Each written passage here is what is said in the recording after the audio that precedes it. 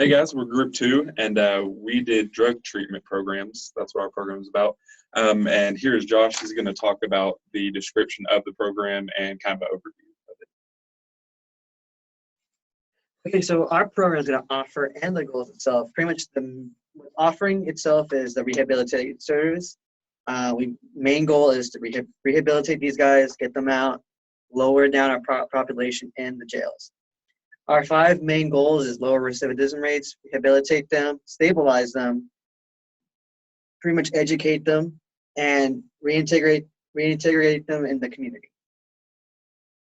To be eligible in our program, they have to be low-level / non-trafficking drug offenders, volunteers. We also welcome the volunteering inmates, and in total, we're gonna need 25 of them. One of them, the main rule is that they must have a clean UA. Once they get into it, we have a 3 strikes rule. Unfortunately, after the 3rd strike, if they can't keep themselves, behaved right, then we have to cut them out and bring another guy in. That's fine. Next, I'll be talking about the time frame of the program itself. Finding it will take a month, less than that. Let's make it less than a month so we can get it started. We'll hire 5 group leaders. Within those 5, we can separate them. So like a groups of 5 with each inmate. So 5 inmates to 1 staff member so they can get to know them. And we can start with the program.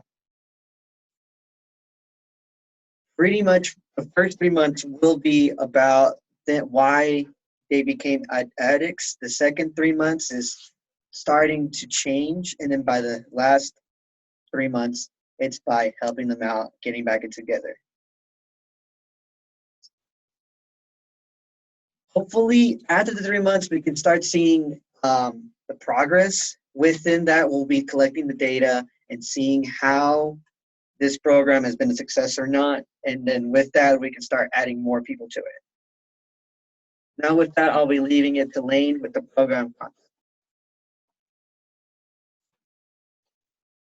Okay, so for my section, I've discussed the program content, and in regards to that, there are some factors to consider. The number 1 factor, perhaps, and most important, would be the recidivism rate, which can be measured through the program success by seeing them not only complete the program, but stay off of drugs and not reoffend.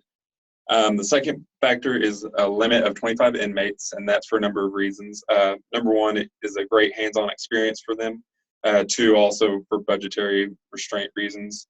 And the third factor is problems surrounding the actual drug abuse, considering what it is that actually makes them a drug addict, and then not only identifying the problem, but then looking for programs that will help solve it.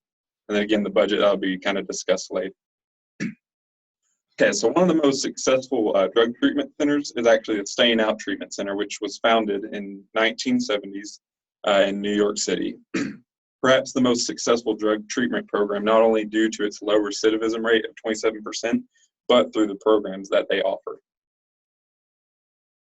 Here's a brochure that's actually from the Staying Out Treatment. It goes through, it talks about what they offer, kind of their mission statement, what they can expect not only through the programs, but what facilities they'll be housed in, and also who's eligible, which would be people that are at least 18 years or older.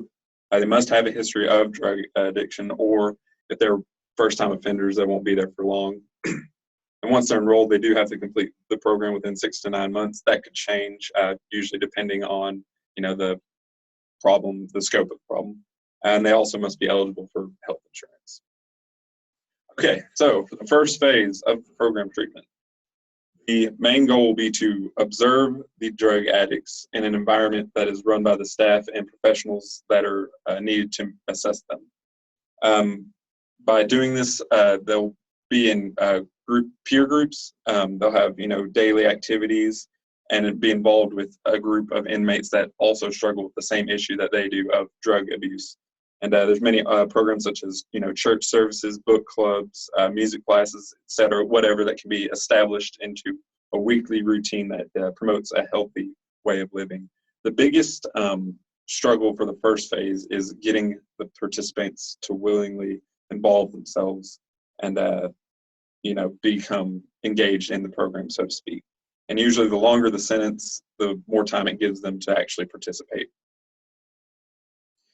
Okay, for the second phase will deal with the inmate now not becoming one-on-one with a professional psychiatrist, becoming engaged in discussions, and basically they'll become more self-disciplined, self-aware of their drug problem, and be willing to accept that they need a guidance from other people. According to one source, personal recovery begins when the addict actually recognizes this need, when it interferes with daily life and them knowing that they need to make a change. For the final phase, this will be focused on community reentry through volunteering, through programs, and just basically becoming a productive member of society. They can, go to charity-based events, homeless shelters, nursing homes, any type of community service that basically gets them involved and gives them a sense of purpose, so to speak. For the outlook of the drug treatment programs, outside of the facility, they can get involved with some programs such as ISTA and Serendipity, and these facilities basically employ previous drug addicts that can share their testimony with recovering drug addicts that come into the facility. And so basically it gives them a way to interact with future drug addicts that struggle with the same addiction that they did. And so with that being said, the next topic will be budget proposal, and that will be discussed with Blake. Okay, for the budget proposal, the first thing is to design and implement it. The 4 founders, which is us 4, will require $50,000 each, and the program will also have like a yearly budget to spend on pencils and things like that, gas, maintenance, guest speakers, and that'll be $15,000 a year. So the total to design and implement is $215,000.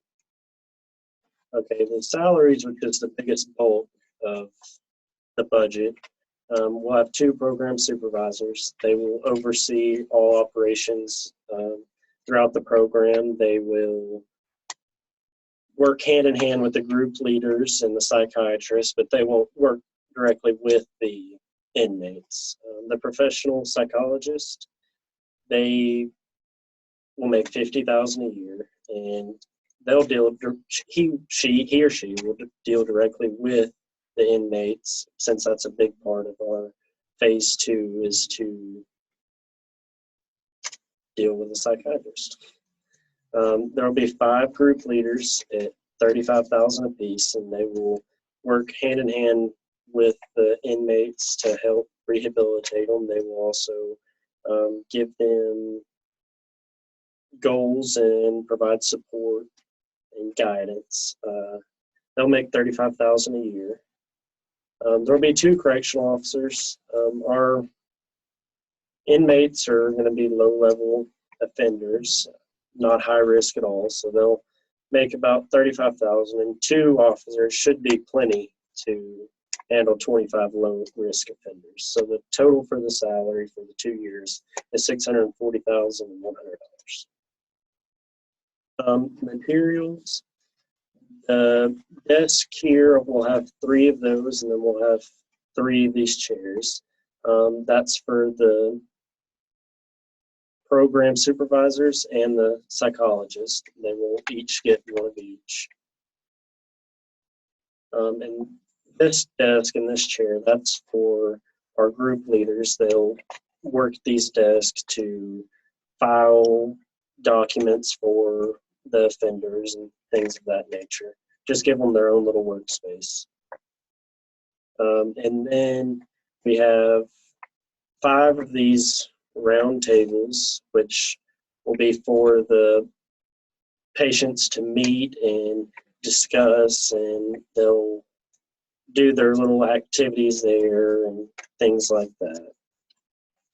And then the dry erase boards, they will post announcements on them. There'll be 6 of them that are for each group and for each table, essentially.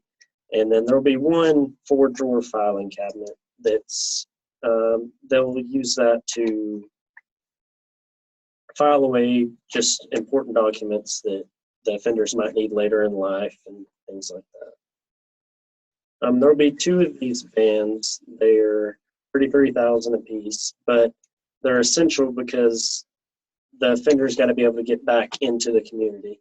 And they're 15 passengers, so it'll hold 2 groups of 5 with their 2 group leaders and also 1 correctional officer. So to take, like, do community service activities and go to different events within the community. So the final budget proposal is $932,928.26. That'll cover everything from pencils to overhead costs down to gas and things like that. Next, we have Kathleen, and she'll do the empirical support for the newly designed program in terms of effectiveness. So basically what I'll be talking about is how our program correlates with other drug treatment programs in the past and things of that nature. So academic research about our specific type of program and evaluations that have been completed and the effectiveness that has been proven. So the effectiveness is that rehabilitation does work. If the offender wants to change, is willing to change, if there's resources that are provided to them, if there's people that are investing in them, like it's going to work, bottom line. So the Federal Bureau of Prisons is the BOP, and they offer drug treatment plans to all inmates who qualify prior to their release from custody in compliance with the Violent Crime Control and Law Enforcement Act of 1994. They offer a diverse amount of programs, such as there's residential programs, non-residential programs, transitional programs, drug education programs, things of that nature. A psychologist, Dr. Harry, did an experiment on a drug treatment program, and he had about 478 inmates that he put through this program, and only about 27% of those returned to prison. So he had really good results. As a really good experiment. As far as expenses and waiting lists, this is kind of the downfall of having a drug treatment. Of course, it's going to be expensive just because of all the factors that are played into it. As far as waiting lists go, there's going to be a lot of inmates that want to participate, whether it's for the right or wrong reasons, but they're going to want to participate, especially knowing that they might get an earlier release or a reduced sentence or something like that. So there are waiting lists, but it's definitely doable. The academic or correctional communities support the implementation of a program like the one we have designed. Yes. So the residential drug abuse program is probably the most similar to the program that we have designed. It focuses on rehabilitating the prisoners with hands-on activities such as schooling, working, things like that. And then also one of the main points to our program that correlates with other programs in the past is transitioning back into the community. That is a huge deal, just because if they can take everything that they've learned throughout this program and apply it to when they're released and use it beneficially for them when they're out and on their own, then it'll be successful. Types of research that have been done regarding the specifics of the program goals that we're putting in place. Community partnerships is a big one. And basically, community partnerships are churches, religious services, social workers, law enforcement, things of that nature, that they come on their own time and they go and they talk to these inmates and offenders that are going through this program, and they just kind of help them out, make sure that they're all set up for when they're transitioning back into the community. And a good example would be the Boston Reentry Initiative, which is basically everything I said about social workers and things of that nature helping. And then also these programs help with high-risk prisoners as well, just because they probably need the most help in transitioning. And these are our references, and that's just a little bit about our drug program.